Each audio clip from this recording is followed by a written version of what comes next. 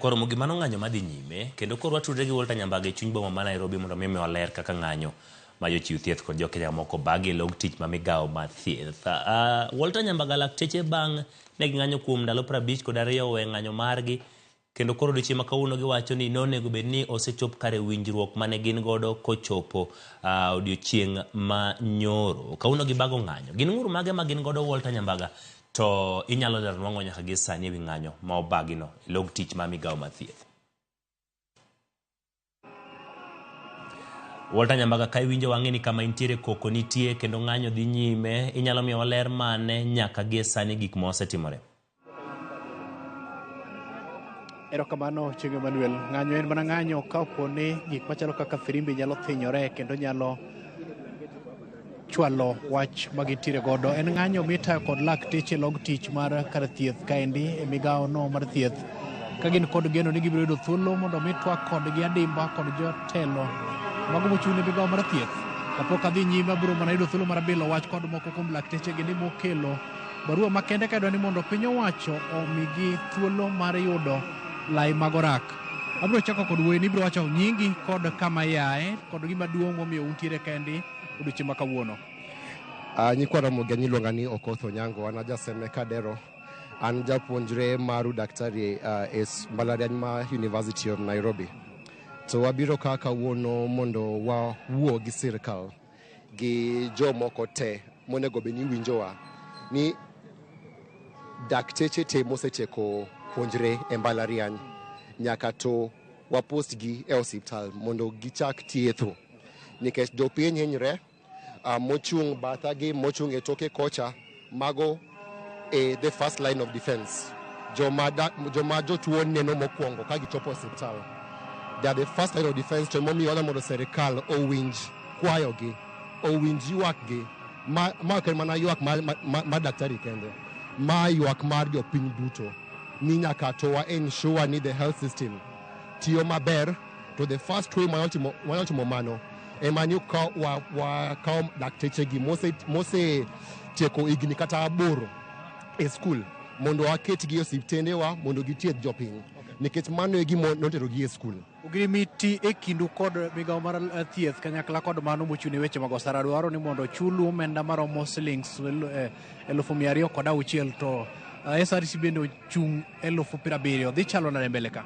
Ing'e ni first of all seche ma giwacho ni wadwaro siling 206,000 mano miriambo.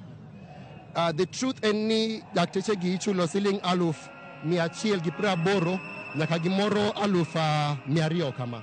To kata kwa segolo taxes daktari dong gi pesa matin sana. To CBA ma 2017 ni ema no secure after very good research ni daktari onego bed ni ichulo pesa ni. Ineno makoro kendo kwa winjo ni naumicha do ni mondo omiwa siling 70,000 kende.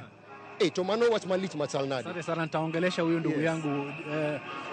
Swali kuu ni huenda kutakuwa na mazungumzo na makubaliano kwamba muingie kazi ama mpate kandarasi lakini itakuwa ya tuseme salary ya 70,000.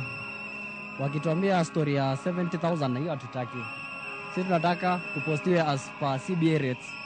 Hii inamaanisha interns sote wapostiwe na tulipe 206k yetu. Naam.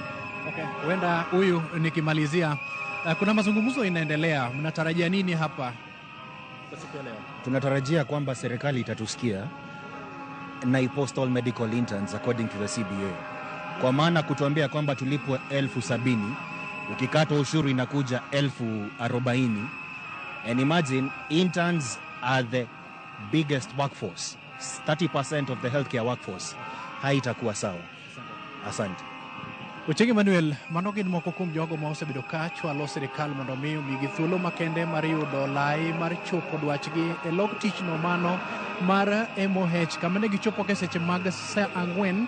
Obila osebedo ka chiwo arita kae rang'iny mamalo kendo onge ng'ikni.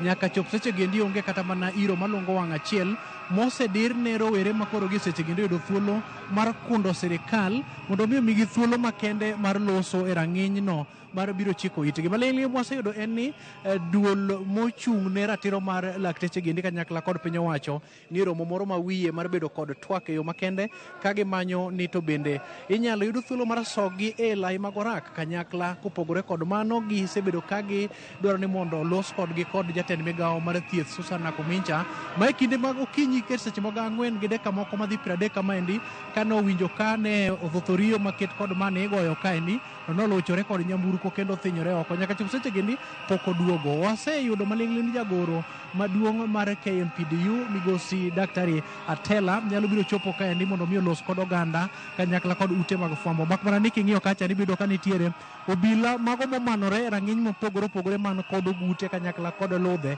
gi iro malongo wang' mapo nono ni gimuomo rangaji ni endi kata mana geno endo magidonjo to ginyalo rakore kodgi kama goyi. Koro pod wacho mana kambi kendi mar ng'iyo ni to chalo nade Ochieng' Emmanuel pono nin kod penjo bak mane chal mantiere kendi kalore kod lwasi mosebedo kadhi nyime kar kaendi.